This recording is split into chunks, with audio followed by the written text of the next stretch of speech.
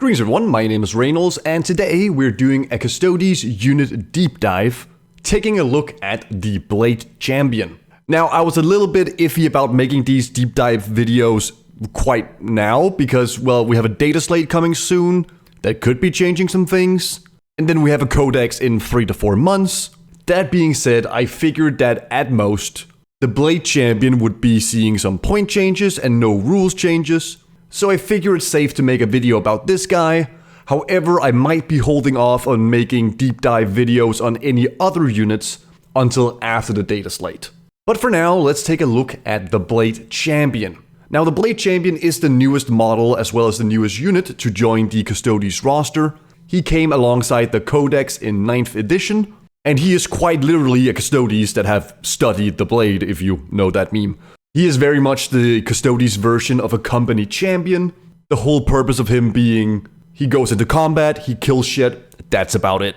Overall, he is one of the cooler models of Custodes. One of the, not big issues, but one of the main issues that Custodes have with their model lineup is that there's so few of them, and those that do exist look quite similar.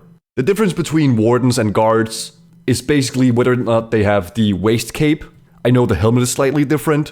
And then for Sagittarum, it's like they have a gun and a different helmet, that's the only difference. And obviously that's also the case for Space Marines and other things, but it is nice to get a character that stands out and looks quite a decent amount different.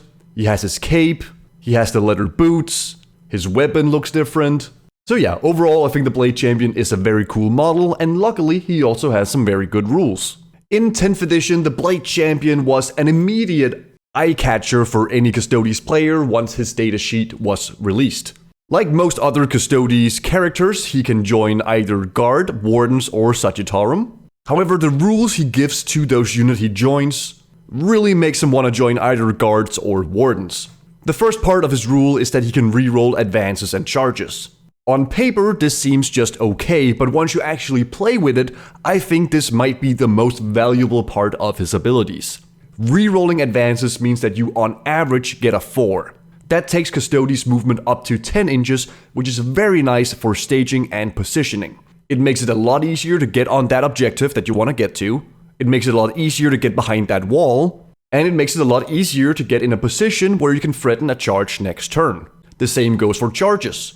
By rerolling charges, you're all of a sudden taking your average charge to be an 8, but very close to being average of 9 inch.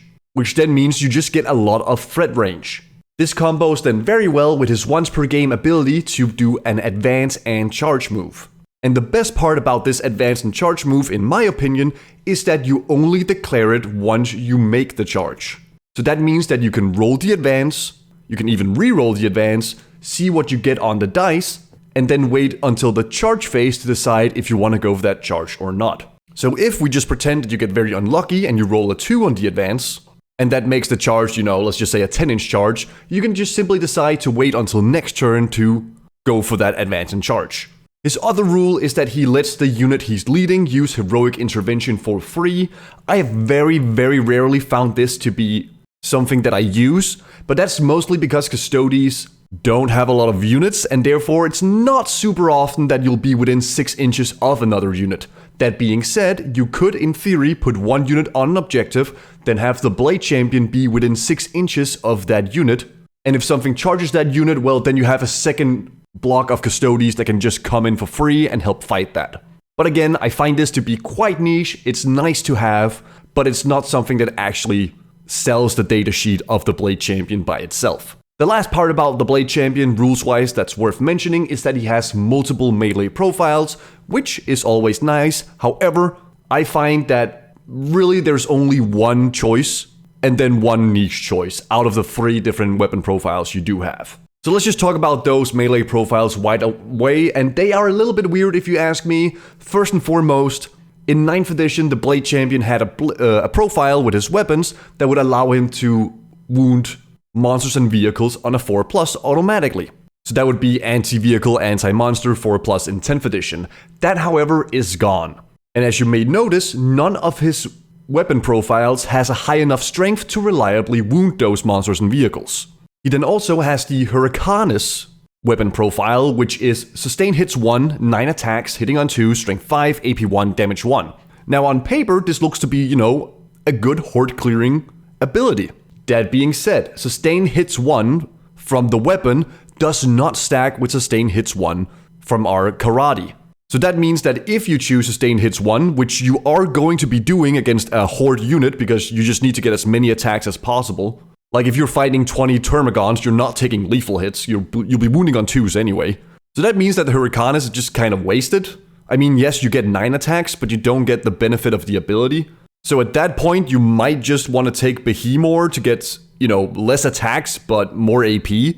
Overall, Hurricanus is a weird profile that doesn't really work. If it was sustain hits 2, then, I think it might be worth taking. But sustain hits 1 is just not really that great. Then there is the Behemoth profile, which is the precision profile, and I also find this one to be pretty niche. It's a completely decent profile. It's basically a Guardian Spear with 1 more attack, and then the precision keyword. And that does matter sometimes. However, most of the time, I find myself not really caring if I kill the character or not. Even more than that, if I do want to kill the character, I don't think the Behemoth profile is enough to kill it. And now again, there are some cases, like let's say a normal Necron character, there is a chance that you can kill that. But if we talk about a character with, let's say, 5 wounds and a 4-up invulnerable save, which is pretty normal, then the Behemoth profile doesn't even kill that guy on average.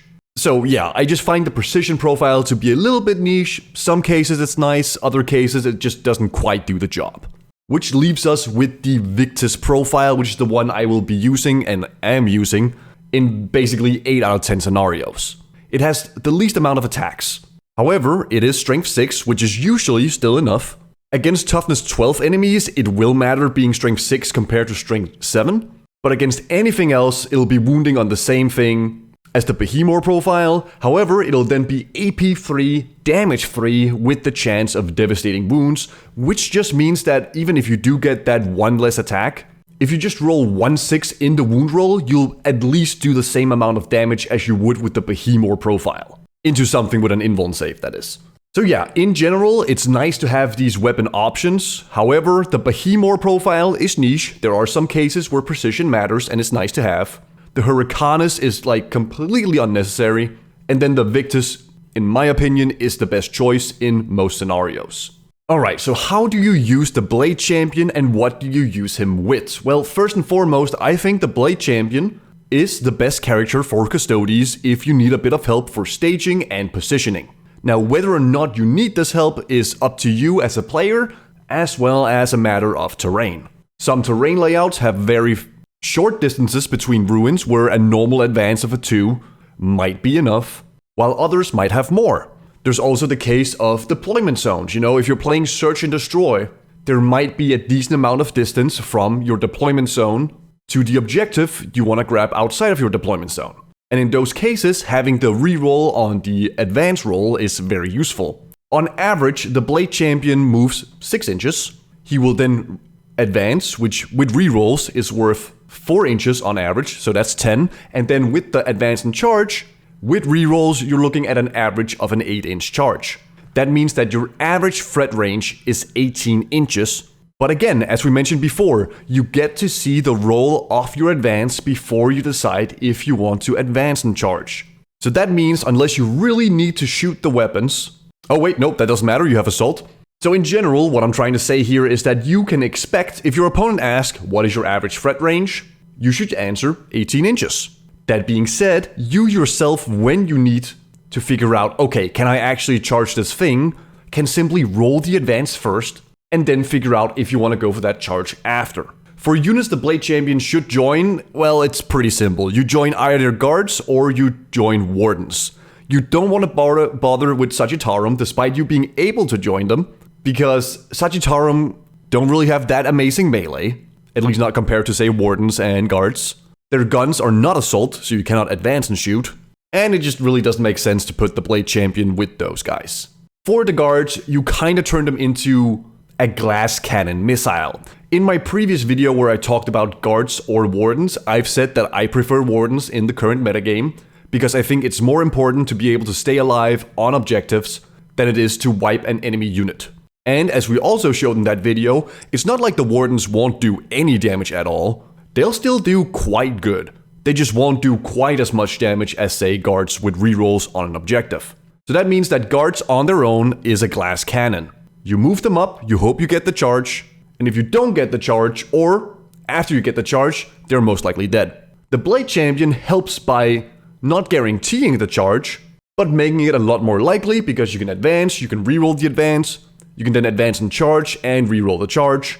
So that kind of turns the glass cannon guards from being maybe a counter charge threat into something you can just throw out and say to your opponent, deal with this, which granted they most likely can, but with a good chance of being able to kill some stuff.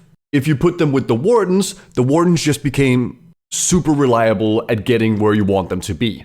Because once again, you can reroll the advance, you can do that advance and charge, you know your Wardens can survive basically a full army shooting at them for at least one battle round. So giving him that reroll advances means that you can much more reliably get them on that objective that you want to, or get them behind the wall so you can stage, or just push up the board. And then, as I said, for Sagittarium, just don't bother, it's not worth it.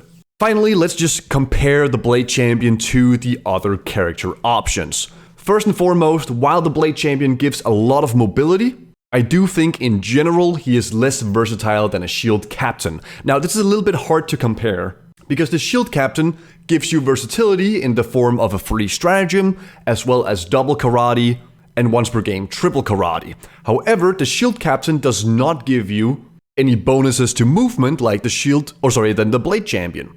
You could of course use your free stratagem on a command point reroll for the advance, but I think in general the Shield Captain is more versatile. He can help you be more offensive, he can help you be more defensive, and if you really need it, you could spend that free command strat on a CP reroll for your advance or your charge.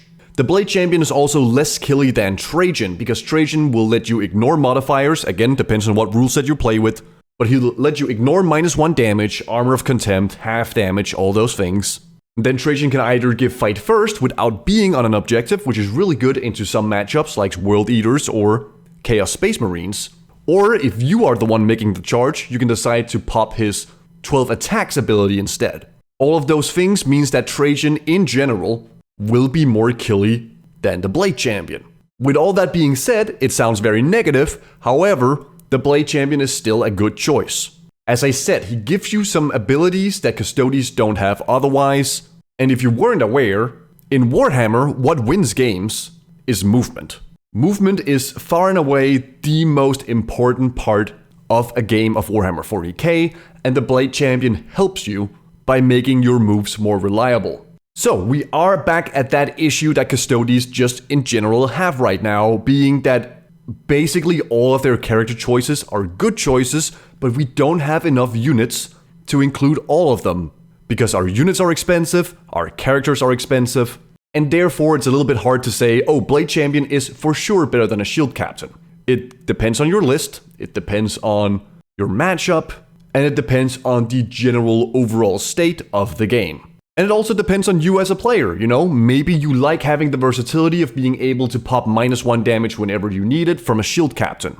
Maybe you just love having both lethal hits and sustain hits, or sustain hits and -1 to be hit. Or maybe you just like throwing your models straight in the opponent's face, and then pray to the God Emperor you roll enough 4+s to keep them alive to do it again. So the Blade Champion is as viable a choice as the Shield Captain, and probably also as viable a choice as Trajan. There is some point cost difference. I'm not going to get too much into that because we are just a week or so away from a data slate that could completely change the cost of any of these units. But let's pretend that they all go back to index points cost. That means the Blade Champion is a clean 100 points compared to the Shield Captain, who's 120, and Trajan being 140. As I said, I think he's less versatile than the Shield Captain, but that's probably okay for a 20 points cost difference. He's less killy than Trajan, but that's probably also okay with a 40-point cost difference. So overall, I think he is as viable as the other choices. It depends on the meta, it depends on your local meta, and it depends on your playstyle as well as how you've built your list. The last thing to talk about is how many Blade Champions should you include if you want to play with Blade Champions, and once again, the answer is not something I can easily give you. It depends on how you like to play the game, if you value having that mobility available to you more than having the free stratagems or having the fight first with Trajan. That being said, if you are someone who really likes playing with guards, I think the Blade Champion is probably one of the best choices for them, because you can kinda guarantee that you deliver them to where they need to be. They can of course still be move blocked, that's still a big thing, but guards live and die by being able to go into combat with the things that they need to kill. And the Blade Champion helps there a lot. So, that was my quick, well not super quick, deep dive on Blade Champion and what I think about him, as well as general thoughts on how to use him. If you enjoyed this video, be sure to hit the like button, and if you're new to the channel, consider subscribing for more Custodes content. And until I see you again, I hope you have a wonderful time.